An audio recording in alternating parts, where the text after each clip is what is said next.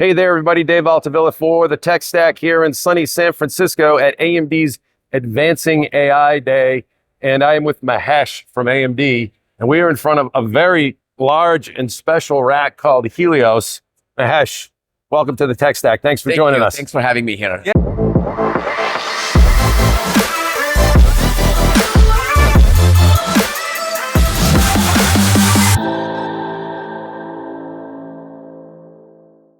Let's start with you really quick. Yeah. What is your purview, your role here at AMD? Yeah, my name is Mahesh. So I lead product marketing for the Instinct data center GPU business. So I work with all our partners, our go-to-market partners like the OEMs, the cloud, as well as the end customers like OpenAI, Meta, and all those folks to help them understand what Instinct can do and why they should adopt Instinct. So the sexy accelerator in the stack of Helios. Exactly. Cool. Oh, that's awesome. Thank you for that. Let's dive in because Dr. Lisa Su, CEO of AMD, announced that this big baby is now in full production. You guys have a new big deal with Anthropic. They have adopted it for a platform.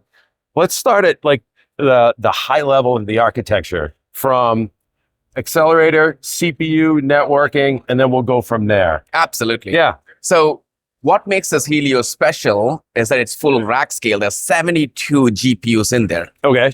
Every single GPU is our latest generation Instinct MI455X, which has massive amount of memory, the number one amount of memory, 432 gigabyte. And what it does, lets you build the largest models, as well as those models, when they have inference, serve the largest context size, which increases performance massively.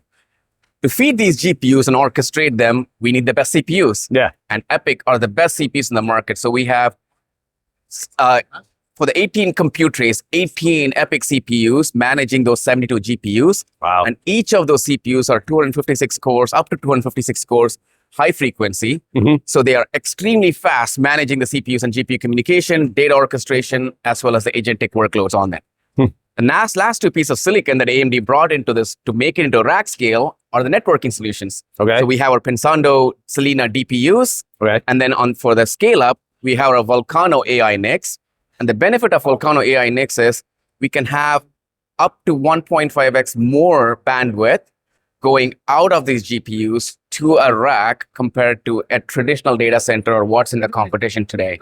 So between front-end DPU, your scale out with Volcano, as well as a scale-up solution, you have so much bandwidth, you can scale workload across rack, across data centers, being more efficient and providing maximum throughput for your inference needs. Serious. Yeah. So you guys acquired ZT Systems a little while back. Yeah. That helped with a lot of engineering expertise for this rack design. It's amazing to look at. It's massive. It's heavy. How much does Helios weigh? Do you know off the top of your head? It's about two medium-sized cars, so about 7,000 to 8,000 pounds, depending on how you do it. So it's a pretty heavy machine. Yeah. But all that expertise, like you mentioned, for us, the ZT Systems got with us the thermal, the mechanical expertise to build these racks.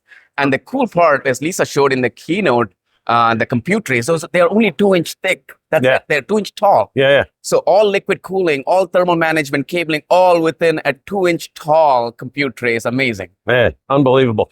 I know you guys also had an announcement today for the partnership with Cerebras. Yeah. Well, how do they play in the mix for your full AI data center solution? Yeah, fantastic. Inference is not one workload. Yep. Inference has a range of workloads depending on where you use it. As an example, if you're doing batch summarization or generating images and video, which are a longer time frame, longer horizon solution. Yep. Yeah. Those you don't need it to be very immediate. So high throughput, low, interactivity. Yeah. So you can wait. The latency can be higher. Then you have real-time agents. So you want interactive use cases with AI where it's human level feedback back and forth. So the latency needs to be tiny, let's say about 5 to 10 seconds. Yeah. So so that's the space where Helios is going to be amazing. As you go into the low latency, Helios performance still works really well. But as you go further into ultra low latency, where you're doing real-time agents and then coding, Cerebras plays really well because they have on-wafer memory, which with the bandwidth helps deliver this ultra low latency performance. Yeah. So by combining Helios with its high throughput scalable engines and Cerebras' ultra low latency compute engines, we can now deliver that kind of performance at scale across the latency indexes. So right from the high latency, high batch, high throughput use cases to the ultra low latency, like coding agents, to get amazing performance, but at a throughput which is cost effective for everyone to adopt. Yeah. And talking about performance, dollars per token, watts per token. Lisa made some bold claims today on stage. Competitively versus NVIDIA Vera Rubin. Yeah. What are we looking at? Can you say? We're looking at about 30% better performance per dollar on Helios. Every generation of Instinct has always delivered more performance per dollar, and that continues with Helios. Bold claims. Yes, bold claims. How about, and we'll close on this, I think we'll wrap up, but how about manufacturability and deployability? This is a big, complex system. Yeah. How do you get that out in the field? How do your customers adopt that and deploy it at scale? Because it's serious business, right? Yeah. The best part, this was co-designed with Meta as an example. Okay. And together, AMD and Meta had this at OCP. So it forms to an OCP form factor. So it's open design. Okay, yeah. And that's the open rack wide design. And part of the advantage with that is, one, it's not a single design manufactured by a single company. It's a design that is open for anyone to innovate on. Two, you can integrate other open solutions with networking. As an example, we are UEC, Ultra Ethernet Consortium. Okay. So you have flexibility and choice of Ethernet solution you can build with it.